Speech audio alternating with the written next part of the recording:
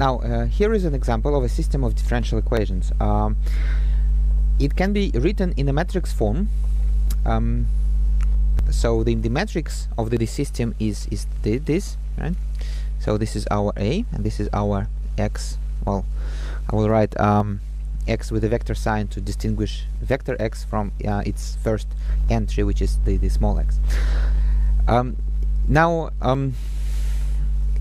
generally speaking, it is very hard to solve systems of differential equations with non-constant coefficients. I don't think that there is any general theory to do that. So it just happens here that I invented the system myself, and believe me, it was not very easy to even invent a system with non-constant coefficients whose solutions I know. Okay, well, anyway, so we can directly verify that these three functions are solutions. Well, I mean, is a solution, because a solution is a triple of functions, or a vector function. So a solution is rather a vector 1t square.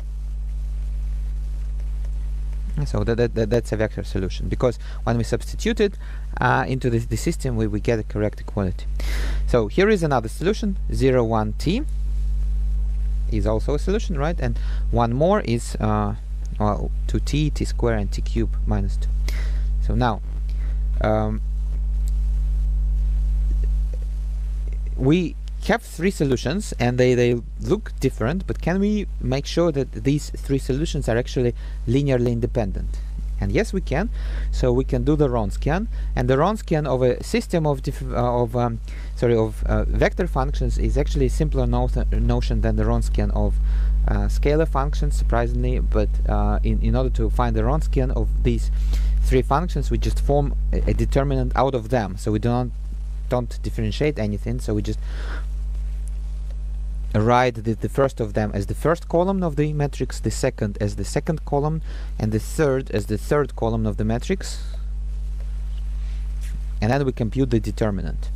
So it happens that the Wronskian is non-zero, so these solutions are linearly independent. Since there are three equations, it means that the solution space is three-dimensional, so the dimension of the solution space is 3. And since we have found three linearly independent solutions, it means that they form a basis of the solution space. Alright, so and therefore the general solution is going to be a linear combination of these three solutions with, say, coefficients a, b, and c. So that's the general solution. But then if we want to solve an initial value problem, so an initial value problem for a system of first order differential equations is in specifying the initial condition. So for some particular value of t, we know the values of x, y, and z. So suppose that we're given this initial condition. So that's the initial condition here. So we just substitute these values into the system. So t is 0. And then we get the answer. So that b is -8, a is 13, and c is -2. And this is how we get a unique solution of the initial value problem. Okay, so now stop the lecture and try to do the next quiz.